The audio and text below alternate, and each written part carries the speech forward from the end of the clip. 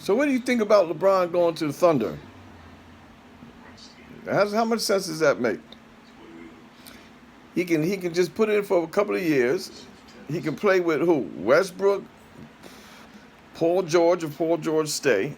You got Adams is a better center than the center that is on, than either center that's on the Warriors.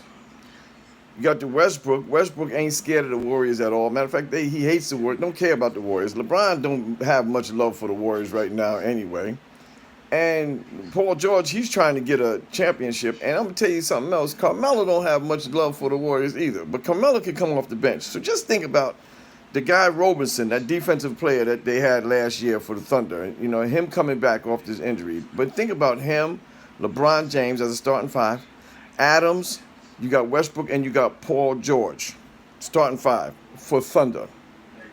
Woo! Nobody's even Stephen A. Smith, Max Kellerman, Shannon Sharp.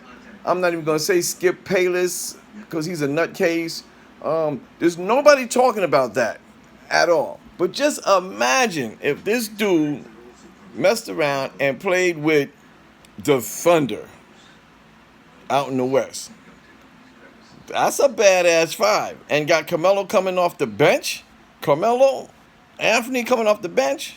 That's a squad. It's just something to think about. I don't know even why I thought about that. But you have to admit,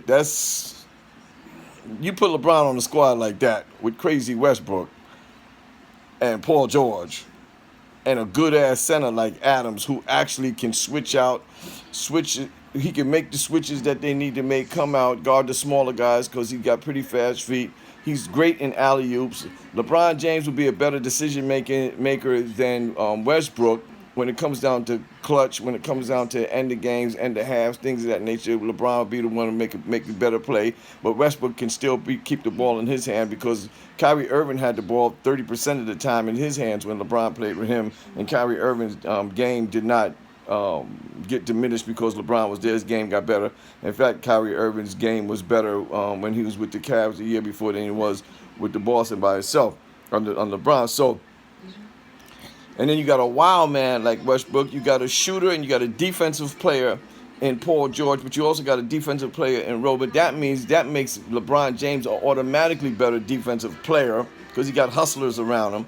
And the fact that he has and they're going to be running the ball, man, because of Westbrook. Westbrook keeps it going.